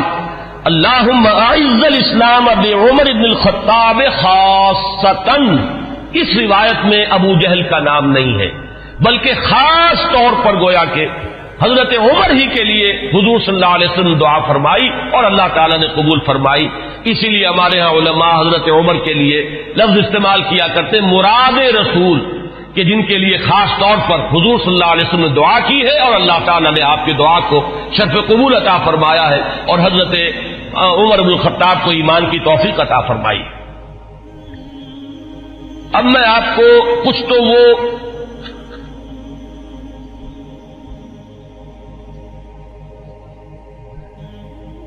اس سے پہلے کہ میں حضور صلی اللہ علیہ وسلم نے جو مناقب بیان فرمائے ہیں حضرت عمر کے وہ بیان کروں، چند اقوال بعض صحابہ کے۔ اخرج ابن سعد عن ذکوان قال قلت لعائشہ من سمى عمر الفاروق قالت النبی صلی اللہ علیہ وسلم۔ یہ ابن سعد طبقات ابن سعد کی روایت ہے ذکوان سے۔ وہ کہتے ہیں کہ میں نے حضرت عائشہ ام المومنین عائشہ صدیقہ رضی اللہ تعالی عنہ سے سوال کیا، یہ لفظ فاروق حضرت عمر کے نام کا جز کیسے بن گیا؟ کس نے نام رکھا فاروق حضرت عمر کا؟ حضرت عائشہ نے فرمایا خود حضور نے صلی اللہ علیہ وسلم۔ اس کی وجہ کیا ہے اگلے اقوال میں وہ آ جائے گی کہ جب حضرت عمر ایمان لائے تو پہلا شخص جس نے اپنے ایمان کا برملا اعلان کیا ہے اور جا کے نماز پڑھی ہے خانہ کعبہ میں کھلم کھلا، وہ حضرت عمر ہے۔ گویا کہ انہوں نے حق و باطل کے مابین ایک حد فصل قائم کر دی، یا یوں کہیے کہ دو ادوار ہیں مکی دور میں، ان دو ادوار میں حد فاصل ہے، فرق کر دینے والے حضرت عمر ہے۔ باقی بات صحابہ کے اقوال میں آپ کو اور سنا رہا ہوں تاکہ ان کی بھی آپ کے سامنے جو کنٹینٹ ہے واضح ہو جائے۔ واخرج ابن ماجہ والحاکم عن ابن عباس رضی اللہ عنہما، امام ابن ماجہ یہ تو آپ کو معلوم ہے کہ صحاح ستہ میں شامل ہے، اور امام حاکم نے روایت کیا ہے حضرت عبداللہ ابن عباس رضی اللہ تعالی عنہما سے، قال وہ فرماتے ہیں لما اسلم عمر رضی اللہ عنہ نزل جبرائیل فقال یا محمد صلی اللہ علیہ وسلم لقد استبشر اہل السماء باسلام عمر۔ جب حضرت عمر ایمان لائے تو حضرت عبداللہ ابن عباس فرماتے ہیں کہ حضرت جبرائیل حاضر ہوئے حضور کی خدمت میں صلی اللہ علیہ وسلم علیہ الصلوۃ والسلام، اور انہوں نے یہ فرمایا کہ اے نبی صلی اللہ علیہ وسلم آسمان والے بھی خوشیاں منا رہے ہیں عمر کے اسلام لانے سے۔ واخرج البخاری عن ابن مسعود رضی اللہ عنہ قال ما زلنا عزة منذ اسلم عمر رضی اللہ عنہ۔ حضرت ابن مسعود رضی اللہ تعالی عنہ سے روایت ہے، امام بخاری کی روایت ہے، یہ صحیح بخاری کی روایت۔ وہ فرماتے ہیں کہ جب ایمان لے آئے حضرت عمر تو پھر ہم پر کمزوری نہیں رہی، پھر ہم قوت والے ہو گئے، عزت والے ہو گئے۔ اب وہ بات نہیں رہی کہ ہم دبے دبے تھے، بلکہ ہماری بھی اب جو ہے ہمتیں بن گئی۔ ابن سعد کی روایت ہے طبرانی اور ابن سعد کی ابن مسعود سے رضی اللہ تعالی عنہ، یہ ان کا قول ہے کان اسلام عمر فتحا وکانت ہجرتہ نصرا وکانت امامتہ رحمتا وَلَقَدْ رَأَيْتُنَا وَمَا نَسْتَطِيعُ أَن نُّصَلِّيَ إِلَى الْبَيْتِ حَتَّى أَسْلَمَ عُمَرُ فَلَمَّا أَسْلَمَ عُمَرُ قَاتَلَهُمْ حَتَّى تَرَكُونَا فَصَلَّيْنَا۔ حضرت عبداللہ ابن مسعود جو ہے یہ مناقب میں بیان فرما رہے ہیں، حضرت عمر کا اسلام لانا گویا کہ اسلام کی فتح تھی، ان کی ہجرت اسلام کی نصرت تھی، ان کی امامت اسلام کے حق میں رحمت تھی، اور ہم اپنے آپ کو دیکھتے تھے یعنی ایمان لا چکے تھے لیکن ہم بیت اللہ میں نماز نہیں پڑھ سکتے تھے جب تک کہ عمر اسلام نہیں لے آئے۔ جب عمر اسلام لے آئے تو پھر انہوں نے مقابلہ کیا کفار کا، تو انہوں نے پھر ہم سے تعارض کرنا چھوڑ دیا، اب ہم نے بیت اللہ میں نمازیں پڑھنی شروع کر دی۔ یہی وہ لفظ ہے جس کی وجہ سے کہ حضرت عمر فاروق قرار پا رہے ہیں۔ واخرج ابن سعد والحاکم عن حذیفہ رضی اللہ عنہ لما اسلم عمر كان الاسلام كالرجل المقبل لا يزداد الا قربا فلما قتل عمر كان الاسلام كالرجل المدبر لا يزداد الا بعدا۔ یہ بہت ہی حکیمانہ قول ہے حضرت حذیفہ کا رضی اللہ تعالی عنہ، اور اسے امام حاکم نے اور ابن سعد نے دونوں نے روایت کیا ہے۔ یہ حضرت حذیفہ فرما رہے ہیں کہ جب حضرت عمر اسلام لے آئے تو اسلام ایک آنے والے شخص کے مانند ہو گیا کہ جو شخص آ رہا ہو وہ ہر لحظہ آپ سے قریب تر ہوتا چلا جا رہا ہے۔ گویا کہ یہ اسلام کی ترقی کا ایک اور اسلام کے اقبال کا یہ ایک کی علامت بنا ہے حضرت عمر کا اسلام لانا۔ ولما قتل عمر، اور جب عمر شہید کر دیے گئے رضی اللہ تعالی عنہ، کان الاسلام کالرجل المدبر، تو اب اسلام ایک جانے والے شخص کے مانند ہو گیا، لا یزداد الا بعدا، کہ جو جانے والا ہے وہ ہر قدم جو اٹھاتا ہے وہ ہم سے اور دور ہوتا چلا جاتا ہے۔ گویا کہ اسلام کی عزت کا جو نقطۂ عروج ہے، کلائمیکس ہے، وہ حضرت عمر کی ذات ہے کہ در حقیقت ان کے ساتھ ہی اسلام کا دور اقتدار شروع ہوا، غلبہ دور۔ وہ حدیث جو ہے بہت اہم ہے جو امام مسلم لائے ہیں حضرت ابو ہریرہ رضی اللہ تعالی عنہ سے کہ حضور نے فرمایا بدا الاسلام غریبا وسیعود کما بدا فطوبى للغرباء۔ اسلام کا جب آغاز ہوا ہے تو وہ اجنبی سا تھا، لوگ اس کے جاننے پہچاننے والے نہیں تھے، کچھ اس کے ہمدرد و غمخوار نہیں تھے، بلکہ اصل میں تو مخالفت تھی، مقابلہ تھا۔ حضور نے فرمایا کہ اب اگرچہ دور آ گیا ہے کہ اسلام کو غلبہ حاصل ہو گیا، لیکن عنقریب اسلام پھر اسی حالت کو لوٹ جائے گا۔ تو تہنیت ہو، مبارکباد ہو، خوشخبری ہو ان لوگوں کے لیے جو جب اسلام حالت غربت کو پہنچ جائے تو وہ بھی اسلام کے دامن سے وابستہ رہے، چاہے وہ خود بھی لوگوں کے اندر جو ہے ان کو پہچانا نہ جائے، اجنبی ہو کر رہ جائیں، انہیں دقیانوسی کہا جائے، لیکن وہ اسلام کے دامن سے وابستہ رہے، ان کے لیے تہنیت اور مبارکباد ہے۔ اس حدیث میں سمجھیے تو یوں کہا جا سکتا ہے کہ حضرت عمر ہے وہ حد فاصل، کہ وہ بدا الاسلام غریباً سے اسلام کا جو دور اقتدار شروع ہو رہا ہے، غلبے کا دور، قوت اور عزت کا دور، وہ حضرت عمر کی ذات سے ہے، اور پھر جو ڈھلوان شروع ہو گئی ہے وہ بھی حضرت عمر رضی اللہ تعالیٰ عنہ کی شہادت سے۔ واخرج الطبرانی عن ابن عباس رضی اللہ عنہما قال اول من جہر بالاسلام عمر بن الخطاب، سب سے پہلے جس شخص نے اسلام کا اعلان کیا علی الاعلان وہ حضرت عمر ہے۔ یہ حضرت عبداللہ ابن عباس رضی اللہ تعالیٰ عنہما کا قول ہے۔ ہجرت کے ضمن میں بھی ایک روایت ہے، میں چاہتا ہوں کہ اگرچہ اس کا ذکر پہلے بھی آیا ہے لیکن آج لفظاً میں سنا دینا چاہتا ہوں۔ اخرج ابن عساکر عن علی رضی اللہ عنہ، اس روایت کے راوی حضرت علی ہیں۔ قال ما علمت احد هاجر الا مختفیا الا عمر بن الخطاب، حضرت عمر فرماتے میں نہیں جانتا کسی بھی شخص کو مگر یہ کہ اس نے ہجرت کی ہے خفیہ طریقے پر سوائے عمر بن الخطاب، یعنی جو بھی ہجرت کے لیے نکلتا تھا خفیہ طریقے سے نکلتا تھا، لوگوں کو معلوم نہ ہو جائے، خام خواہ راستہ روکیں گے، کوئی تکلیف پہنچائیں گے، سوائے حضرت عمر کے۔ اب آپ اس حضرت علی رضی اللہ تعالیٰ عنہ کی زبان سے حضرت عمر کی جو ہجرت ہے اس کا پورا واقعہ سنیے۔ فَإِنَّهُ لَمَّا هَمَّ بِالْهِجْرَةِ، اس لیے کہ جب حضرت عمر نے ارادہ کیا ہجرت کا، تقلد سیفہ، تو انہوں نے اپنی جو ہے تلوار جو ہے وہ لی، گردن میں ڈالی، وَتَنَكَّبَ قَوْسَهُ، اپنی کمان جو ہے وہ اپنے کندھے میں ڈالی، وَانْتَقَضَ فِي يَدِهِ أَسْهُمًا، اور اپنے ہاتھ میں تیر بھی لے لیے تیار کہ کمان سے کے ساتھ جو ہے وہ تیر جو ہے ہاتھ میں موجود ہو۔ وَأَتَى الْكَعْبَةَ، اور آئے وہ مسجد حرام میں کعبے کے پاس،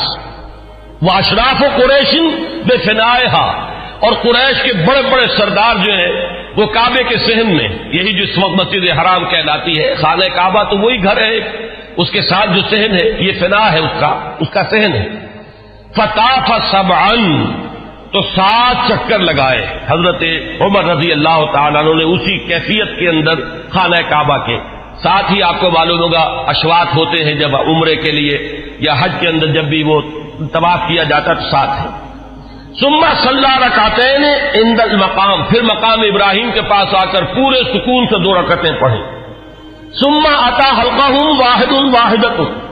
پھر جو لوگ بیٹھے ہوئے تھے ایک ایک کے پاس آ کر انہوں نے کہا فقالت شاہق الوجوہ، لوگ چہرے جو ہیں وہ کملا گئے، عزت ختم ہوئی، اور اس کے بعد فرمایا من اراد ان تسکلہ امہ او ییتم ولدہ او ترمل زوجتہ، جس شخص کی بھی یہ خواہش ہو کہ اسے روئے اس کی ماں اور یتیم ہو جائے اس کے بچے اور بیوہ ہو جائے اس کی بیوی، فلیلقنی وراء ھذا الوادی، تو وہ آئے اور اس وادی کے پیچھے ذرا مجھ سے مقابلہ کر لے۔ یہ اعلان کر کے ذرا الفاظ غور کیجئے، جس کا بھی ارادہ ہو، جو چاہتا ہو کہ اسے اس کی ماں روئے اور اس کے بچے یتیم ہو جائے اور اس کی بیویاں یا بیوی جو ہے وہ بیوہ ہو جائے، تو ذرا آ جائے میرا مقابلہ کر لے۔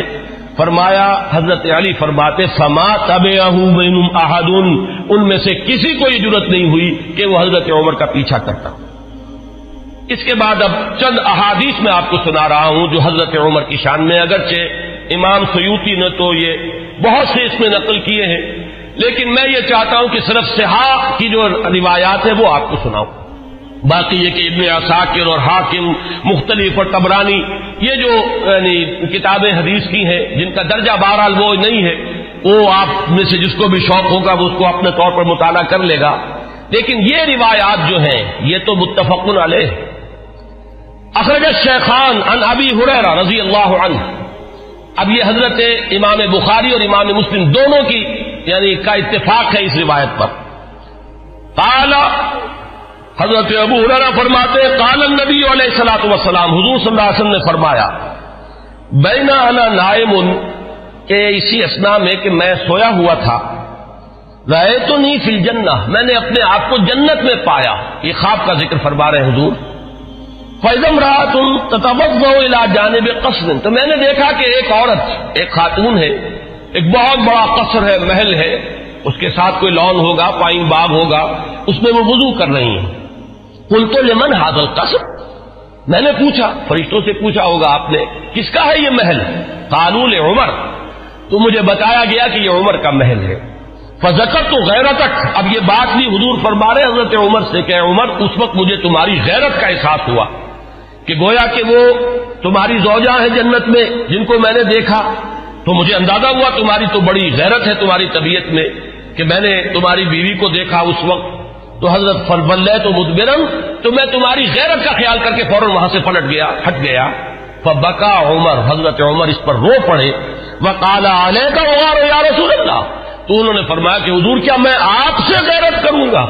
کیا اس کا کوئی امکان ہے کہ میری غیرت جو ہے وہ آپ کے معاملے کے اندر اس طریقے سے جاگے؟ بہرحال اس حدیث نے حضرت عمر کا جو مقام ہے اس کو واضح کیا۔ پھر سنیے، اخرج الشیخان عن ابن عمر ان رسول اللہ صلی اللہ علیہ وسلم قال، یہ بھی متفق علیہ روایت ہے،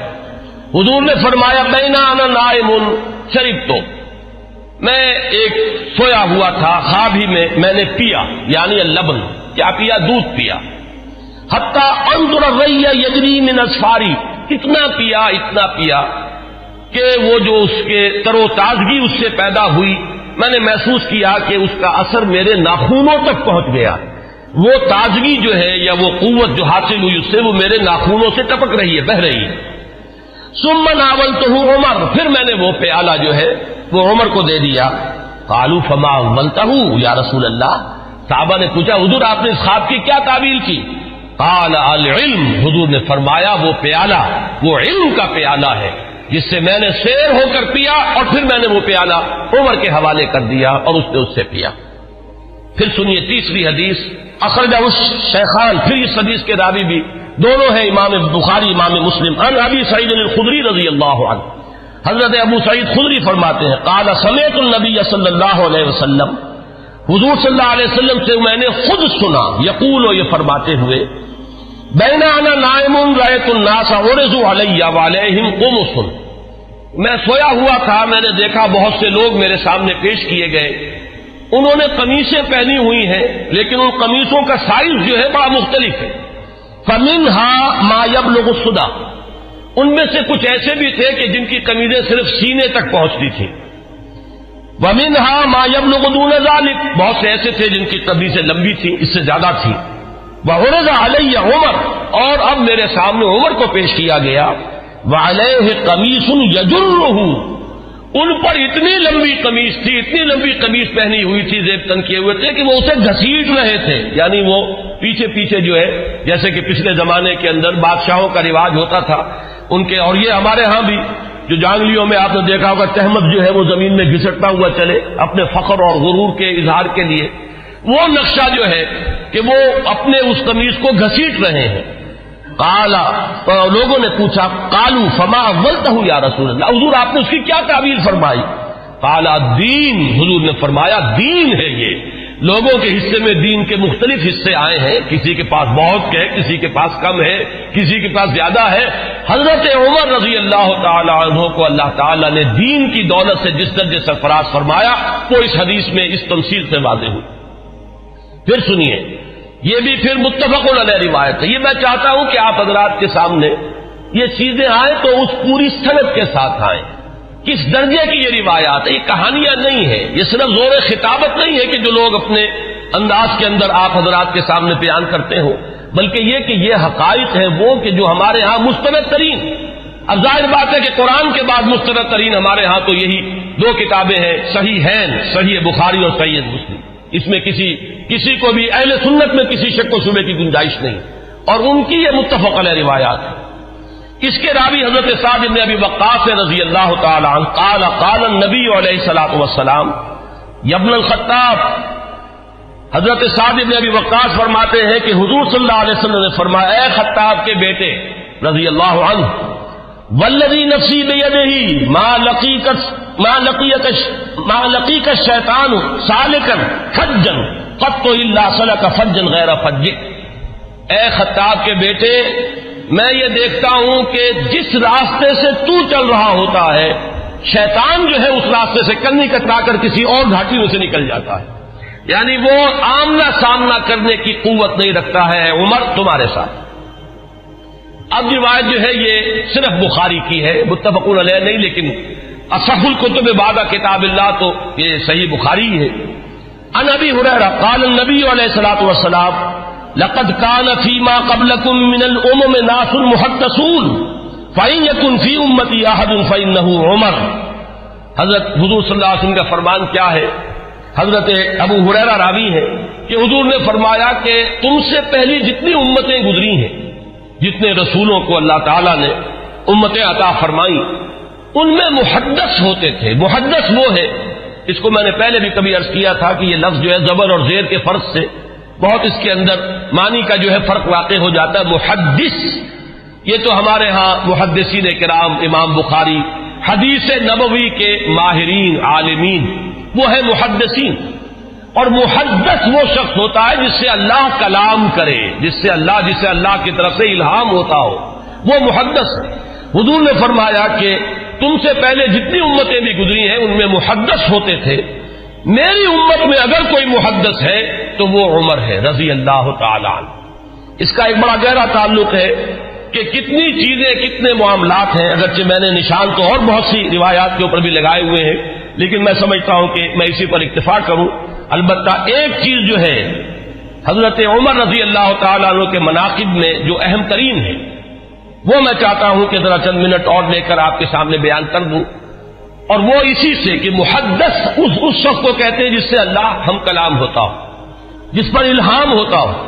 جس کا ملأ اعلیٰ کے ساتھ اتنا گہرا روحانی تعلق ہو، جس کی ذہنی مناسبت ہو کہ جو بات جو ہے دین میں ابھی آئی نہیں ہے وہ بھی حضرت عمر رضی اللہ تعالیٰ عنہ کے مزاج کی مناسبت سے ان پر منکشف ہو جاتی تھی. چنانچہ آپ نے خطبوں میں، ہمارے ہاں اہل سنت کے خطبوں میں جب مختلف نام لیے جاتے ہیں خلفائے راشدین کے، تو ہر ایک کی شان میں کچھ الفاظ بارہا آپ نے سنے ہوں گے. چنانچہ حضرت ابوبکر کے بارے میں الفاظ آتے ہیں کہ تمام لوگوں میں انبیاء کے بعد بالاتفاق جو افضل ترین انسان ہے وہ حضرت ابوبکر ہیں. حضرت عمر کے بارے میں الفاظ آتے ہیں الذی کان رأیہ موافقا بالوحی والکتاب، عمر بن الخطاب رضی اللہ عنہ. اس میں چونکہ کچھ قافیہ بھی ملانے کی جن حضرات نے بھی یہ خطبہ مرتب کیا ہے، تو عربی زبان میں چونکہ اس کی بھی ایک اہمیت ہے، صوتی آہنگ ہوتا ہے، تو کچھ قافیے بھی ملائے گئے ہیں. جامع آیات القرآن عثمان ابن عفان رضی اللہ تعالی عنہ. اس طریقے سے تو حضرت عمر کے بارے میں یہ الفاظ آپ نے بہت سنے ہوں گے کہ الذی کان رأیہ موافقا بالوحی والکتاب، وہ شخص کے جس کی رائے وحی اور کتاب کے موافق تھی. میں نے ایک مرتبہ یہ عرض کیا تھا اور آج پھر جسارت کر رہا ہوں کہ غیر شعوری طور پر ان الفاظ نے حضرت عمر کا درجہ گھٹا دیا ہے، اس لیے کہ یہ شان تو ہر صحابی کی ہے. ہو ہی نہیں سکتا کہ وحی اور کتاب کے موافق ان کی رائے نہ ہو. جب وحی اور کتاب آ گئی تو اب کسی صحابی کی یہ شان ہے ہی نہیں. جیسے کہ قرآن مجید میں فرمایا گیا کہ ما کان لمؤمن ولا مؤمنۃ اذا قضى الله امرا ان يكون لهم الخيرة في امره. جب اللہ اور اس کے رسول کی طرف سے کوئی فیصلہ صادر کر دیا جائے، پھر کسی مومن اور مومنہ کے لیے یہ ممکن ہی نہیں ہے کہ اس کے بعد بھی وہ کوئی اپنا اختیار سمجھے اور اپنی کوئی رائے علیحدہ رکھے. تو اس حد تک تو حضرت عمر کی بات بھی اگر ہے تو وہ تو تمام صحابہ کے ساتھ ہے. اصل شان تو یہ ہے کہ الذی کان الوحی والکتاب موافقا برائیہ. حضرت عمر کی شان یہ ہے کہ وحی اور کتاب نازل ہوئی ہے ان کی رائے کی موافقت میں. ایک رائے ان کی طرف سے پہلے آئی ہے اور کلام اللہ میں وہ حکم اس کے مطابق نازل ہو گیا ہے۔ ظاہر بات ہے کہ اس کا سبب نزول یہ نہیں ہے کہ حضرت عمر نے یہ فرمایا، معاذ اللہ، لیکن یہ کہ وہ موافقت نزول سے قبل کی مناسبت، وہ ذہنی اور باطنی اور روحانی اور قلبی جو مناسبت حضرت عمر کو حاصل تھی اس حقیقت کے ساتھ، اس کی وجہ سے جو بات آپ کے ذہن میں آتی تھی اسی کے مطابق قرآن مجید میں پھر حکم نازل ہو جاتا تھا۔ امام عبداللہ شیبانی نے 21 اس کی مثالیں دی ہیں، جس کو کہ یہاں اس وقت جو ہے میں ظاہر بات ہے کہ نقل نہیں کر سکتا۔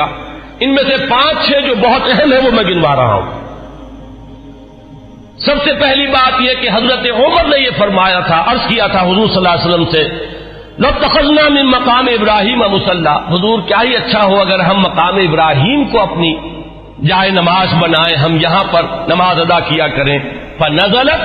اور اس کے بعد یہ آیت نازل ہو گئی، وَاتَّخِذُوا مِن مقام ابراہیم مصلی۔ یہ الفاظ جو ہے تقریباً بالکل وہی ہے کہ جو الفاظ حضرت عمر نے اپنے قول میں استعمال کیے تھے، بالکل اسی کے مطابق یہ وہی نازل ہوئی۔ اسی طرح دوسری بات، حضرت عمر ہیں جنہوں نے حضور صلی اللہ علیہ وسلم سے فرمایا، عرض کیا تھا، یا رسول اللہ يدخل على نسائك البر والفاجر فلو امرتهن ان يحتجبن، کہ حضور آپ کے گھروں میں مومن بھی آتے ہیں، منافق بھی آ جاتے ہیں، نیک بھی آتے ہیں اور فاجر قسم، فاسق قسم کے لوگ بھی آ جاتے ہیں، تو کیا ہی اچھا ہو اگر آپ اپنی ازواج کو پردے کا حکم دیں۔ فنزلت آیت الحجاب، اس کے بعد جو ہے وہ حجاب والی آیت نازل ہو گئی۔ نمبر 3، وَاجْتَمَعَ نِسَاءُ النَّبِيِّ علیہ الصلوۃ والسلام فی الغیرہ، قلت، حضرت عمر یہ فرماتے ہیں کہ جب حضور صلی اللہ علیہ وسلم کی ازواج مطہرات نے وہ ایک ایکا کر لیا تھا، یہ واقعہ ہے جو آتا ہے سیرت میں، حضور صلی اللہ علیہ وسلم سے نان نفقے کے مطالبے کے لیے کہ کچھ ہمارا بھی جو ہے روزینہ بڑھا دیا جائے، کچھ ہمارے لیے بھی وسعت ہو جانی چاہیے، جیسے حضرت فاطمہ حاضر ہوئی تھی حضور کی خدمت میں کہ اب تو عام لوگوں کے گھروں کے اندر جو ہے بڑی خوشحالی ہے، تو مجھے بھی کوئی کنیز یا غلام عنایت ہو جائے۔ اسی طرح ازواج مطہرات کا معاملہ ہے، انہوں نے بھی اسی دلیل سے کہ اب تو عام لوگوں کے گھروں کے اندر بڑی خوشحالی ہو گئی ہے، تو کچھ نہ کچھ ہمیں بھی وسعت اور کشادگی کا انتظام کر دیا جائے۔ تو جب یہ معاملہ ہوا تو حضرت عمر نے یہ کہا تھا، جو الفاظ فرمائے تھے اس کے مطابق وہ آیت نازل ہوئی، عسى ربه ان طلقكن ان يبدله ازواجا خيرا منكن۔ یہ تیسری مثال ہے۔ چوتھی مثال، بدر کے اسیروں کے ضمن میں جب مشورہ ہوا، حضرت عمر کی رائے یہ تھی کہ ان سب کو قتل کیا جائے، نہ صرف یہ کہ قتل کیا جائے بلکہ جو بھی رشتہ دار ہو کسی اسیر کا مسلمانوں میں سے، قریب ترین رشتہ دار، وہ اپنے ہاتھ سے اسے قتل کرے۔ اگرچہ حضور صلی اللہ علیہ وسلم پر تو آپ کو معلوم ہے کہ غلبہ تھا، رافت، رحمت، شفقت، نرمی، اسی لیے قرآن مجید میں 2 جگہ وہ آیت نازل ہوئی ہے کہ حضور سے فرمایا اللہ نے کہ نبی آپ کی نرمی کے یہ لوگ حقدار نہیں ہیں، یہ کفار اور منافقین، آپ کی نرمی اہل ایمان کے حق میں ہو تو کیا کہنے ہیں، مطلوب ہے، لیکن یہ آپ کی نرمی سے جو بیجا فائدہ اٹھا جاتے ہیں کفار و منافقین، تو ذرا آپ اپنی طبیعت میں ان کے لیے سختی پیدا کیجیے۔ یا ایھا النبی جاہد الکفار والمنافقین واغلظ علیہم، 2 جگہ پر یہ آیت آئی ہے، سورہ تحریم میں بھی ہے، سورہ توبہ میں بھی ہے۔ تو وہی بات جو ہے یہاں پر ہوئی تھی کہ حضور کی طبیعت میں بھی غلبہ تھا، اور حضرت ابوبکر انتہائی رقیق القلب، حضور صلی اللہ علیہ وسلم کی سیرت کے اس اعتبار سے عکس کامل، وہی شفقت اور رحمت، ارحم امتی بے امتی ابوبکر واشدہم فی امر اللہ عمر، وہی معاملہ یہاں تھا۔ تو بہرحال جب یہ فیصلہ ہو گیا کہ انہیں فدیہ لے کر چھوڑ دیا جائے، تو پھر قرآن مجید میں جو آیت نازل ہوئی سورہ انفال میں ہے، وہ آپ کے علم میں ہوگا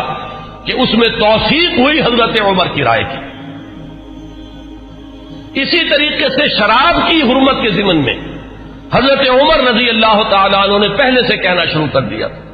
اور بار بار وہ دعا کرتے تھے، اللہ اس شراب کے ضمن میں تو آخری اور حتمی اور جو فیصلہ کن حکم ہے وہ نازل فرما دے۔ تو اس کے بعد اللہ تعالیٰ نے اس کی آخری حرمت کا جو ہے وہ فیصلہ فرمایا، اس کی جو آیت جو ہے وہ نازل ہوئی۔ ایک اور اہم مقام ہے، یہ ابن ابی حاتم لائے اپنی تفسیر میں حضرت انس سے، قال عمر، اور حضرت عمر رضی اللہ تعالیٰ عنہ خود اس کے راوی ہیں، وافقت ربی فی 40، یہاں حضرت عمر فرما رہے ہیں 4 چیزوں میں میرے رب کے ساتھ میری کامل موافقت ہو گئی کہ جو بات میرے ذہن میں آئی، بلکہ یہاں تو میں جو مثال دے رہا ہوں جو زبان پر آ گئی حضرت عمر کے، بالکل وہی جو ہے وحی کے اندر الفاظ نازل ہو گئے۔ تو وہ فرماتے ہیں کہ نزلت هذه الآیہ، جب یہ آیت نازل ہوئی، یہ سورہ مومنون میں ہے، وَلَقَدْ خَلَقْنَا الْإِنسَانَ مِنْ سُلَالَةٍ مِنْ طِينٍ ثُمَّ جَعَلْنَاهُ نُطْفَةً فِي قَرَارٍ مَكِينٍ ثم خلقنا النطفة علقة فخلقنا العلقة مضغة فخلقنا المضغة عظاما فكسونا العظام لحما ثم انشأناه خلقا آخر۔ جب یہ آیات نازل ہوئیں تو میری زبان پر فوراً الفاظ جاری ہو گئے، فتبارک اللہ احسن الخالقین، اور بین ہی یہی الفاظ بعد میں قرآن مجید میں بھی وحی کے ذریعے سے نازل ہو گئے۔ یہ میں نے صرف آپ کو 6 مثالیں سنائی ہیں، 21 مثالیں ہیں اس طرح کی کہ جو عبداللہ شیبانی رحمہ اللہ نے اپنی کتاب میں جو ہے اس کو درج کیا ہے، کہ بالکل ذہن یوں سمجھیے کہ ایک ذہن ہے، ایک مزاج ہے، ہم آہنگی ہے، حقیقت تک اتنی رسائی ہو چکی ہے، اتنا قرب ہو چکا ہے کہ بالکل سوچ وہی ہے، بلکہ یہ کہ نزول کے بعد تو ظاہر بات ہے کہ ہر صحابی کی وہی سوچ ہوتی تھی، لیکن یہ ہے کہ پہلے سے